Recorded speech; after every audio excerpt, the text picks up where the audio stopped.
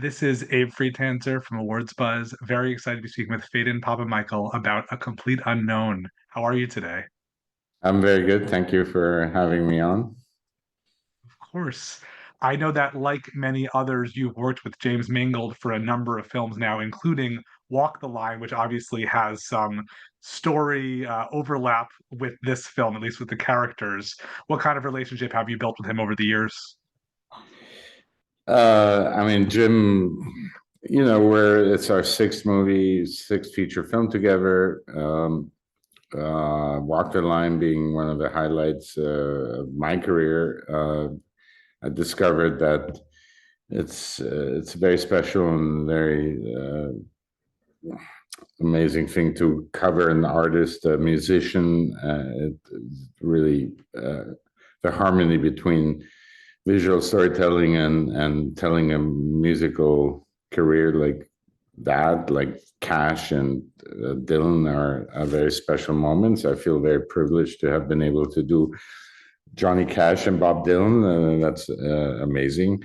And then Jim, we we're like brothers. We're the same generation. We love the same filmmakers. We have a very similar sensibility and taste in terms of how to tell a story, how to edit, how to move the camera, how to compose. He's a still photographer. His dad is a painter. My dad's a painter.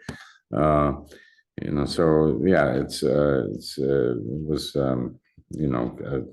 just a great moment to come together on this story. Uh, and Bob Dylan, somebody who meant a lot to me as a young man, and I grew up with him. I was born in '62. Grew up on listening to Bob Dylan music, and uh, yeah, just and then same as Joaquin Phoenix, who created such an amazing character. Timothy, just watching his process and being inspired by his professionalism and his artistry and his dedication to the character is all we could ever ask for as filmmakers. So I think there are a number of moments in this film where it could feel like you're watching a concert, but instead it feels like you're right there with the musicians. How did you work to achieve that balance? yeah, I mean that's something we certainly maybe learned a little bit on Walk the Line. Like instead of just being objective and covering a concert, because I've also done that in my career, is creating a sense of, and that's what Jim is very, very good at. Just regardless of what the genre is and what the story is, same as in Ford versus Ferrari. It's spectacular car shots, but why it works, why that film works is because you're in the race car driver's cockpit with him. You understand every emotional beat that he's going through. And same with these performers, it's all about, feeling like you are with Bob on stage, and it's not like some objective coverage of, and it's just being close with our lensing, creating shots that connect him with his surroundings, with the interaction with the crowd, with the people in the wings, and we do that, through a language we love and have developed and rely on, with being with wider lenses, physically very close with the camera, um, not shying away from really getting very close. And then, of course, if you have a performer like Timothy that is able to, his nuances and his details that he has found really for himself, and singing live, it just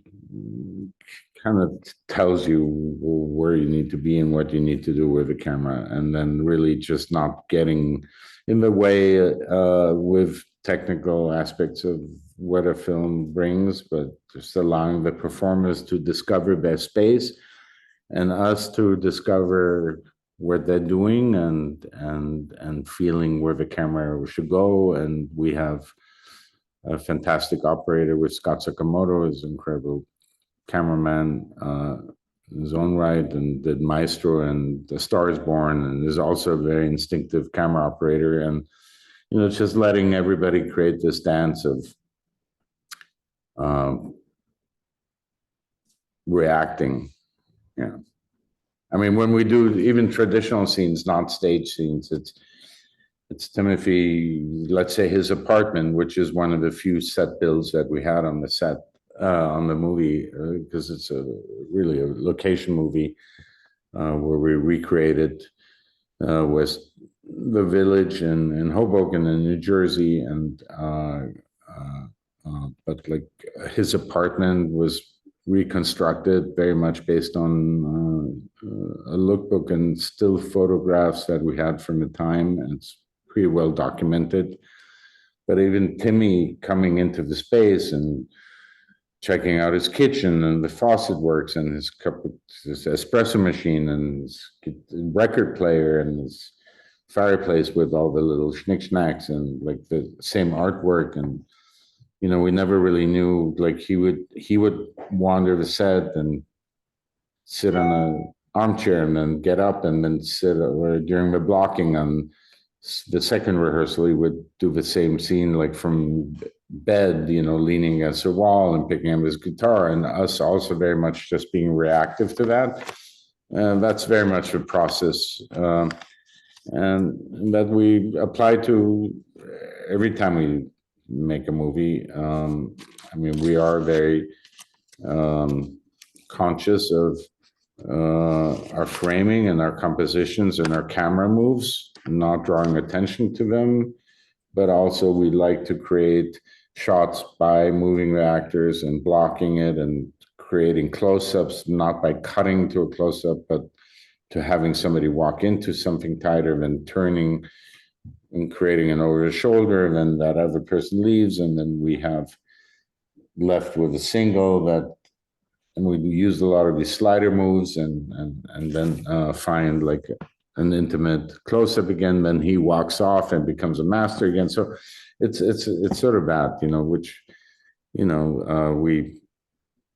it's just a language that we've developed that's ours, and it's very hard to really try and force a different storytelling style. I was talking to Jim in pre-production about should we approach this differently, be rougher, be more handheld, should we shoot film, should we shoot black and white, should we make it grainier? But I think we found a language again that is ours in terms of the way we make movies, but also that captures the emotional intimacy and this character. And really, ultimately, what this movie is about is what makes this young man be this exceptional person that is, like, at the age of 20, he wrote these lyrics that were so powerful and relevant and affected like a whole generation. So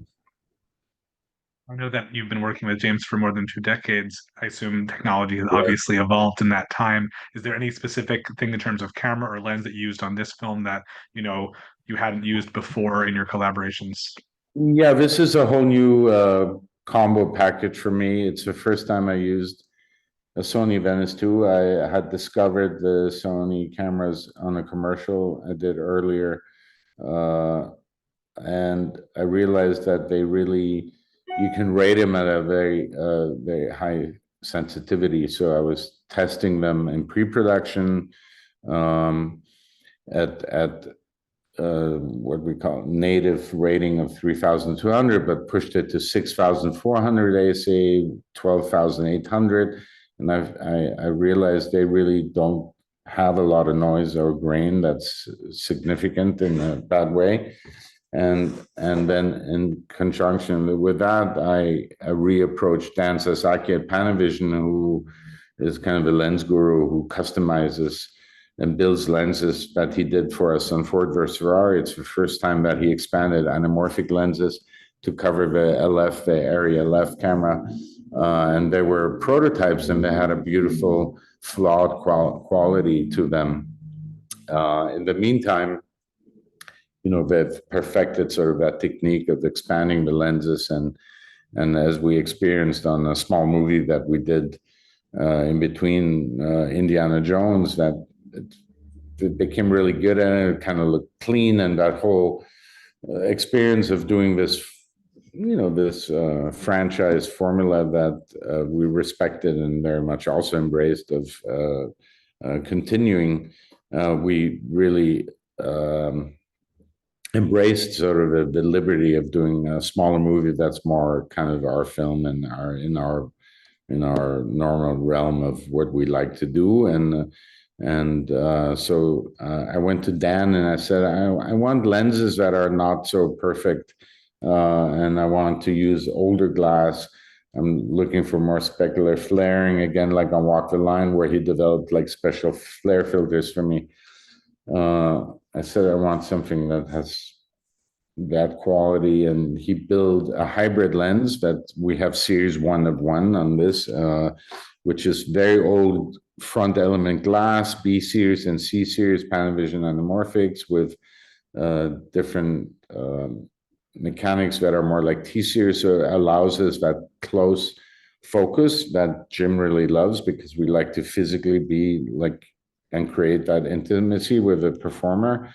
And that in conjunction with the high speed, which allowed me also to shoot these lenses at like an 8 or even 11 stop on night exteriors, and without having to do elaborate lighting setups, and being able to do a location picture on the streets in New York, and without big condor setups, and just using all the available sources, the street lamps and the storefront ambiances that would spill out, and really just walking down the street with Timmy, for example, with just one Roscoe brick light.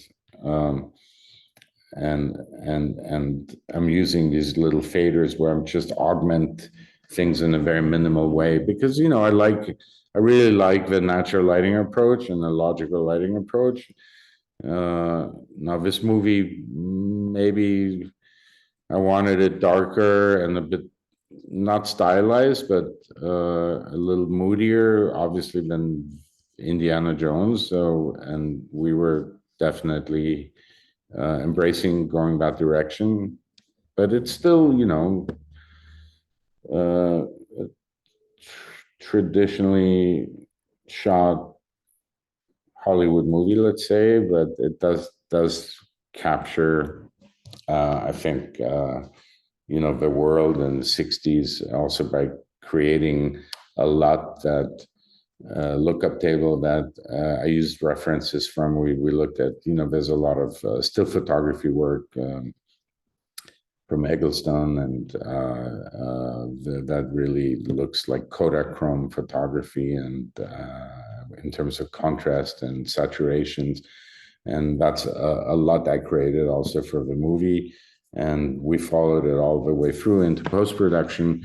And the other thing I was really happy to do, and very excited to be able to do, we went with Photochem, which of course has a photochemical lab attached to its digital intermediate facility. So with David Cole, my colorist, you create, you set all the regular DI process, but then you use an airy laser, and you actually record out to a negative, to 5203 negative stock, which is 50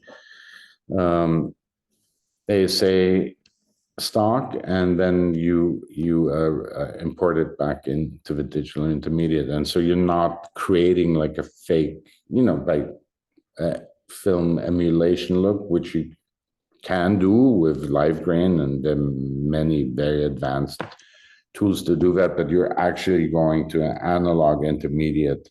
It's called Shift AI at Photochem, and that I think has just been a really wonderful combo of,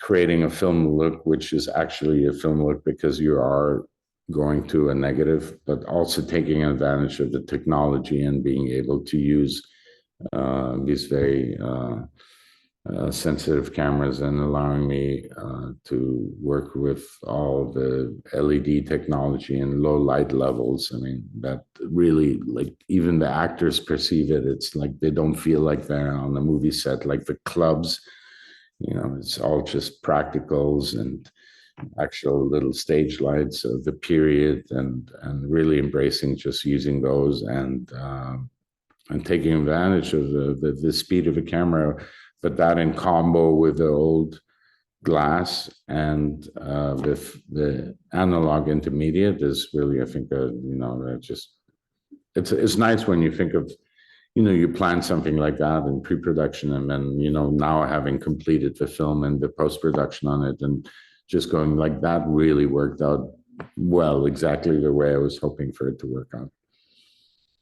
I'm glad that did. Since this is awards buzz, I'm always curious the people I'm talking to. What's a film you've seen recently where the cinematography is really sticking out to you as particularly well done and impressive? Well, I was just in Poland at Maj. I saw a girl with a needle. I mean, it's always lovely to see black and white film in those aspect ratios. Tamani, another movie about a young Iranian wrestler. I don't know if these films will get any really strong exposure in the States.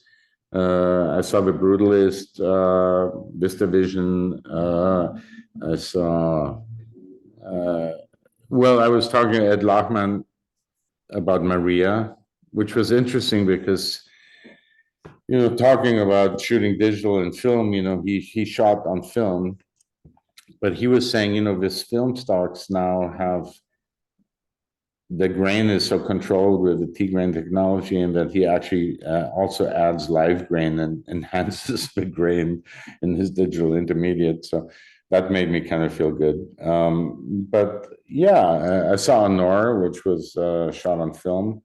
Um, but yeah, I don't know.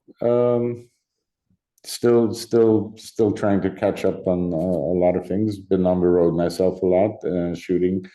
But yeah, I'm excited that this film is finally being seen in its completed form and on a big screen. And so far, the reactions have been lovely, and I'm very happy for Timmy and Bob Dylan himself.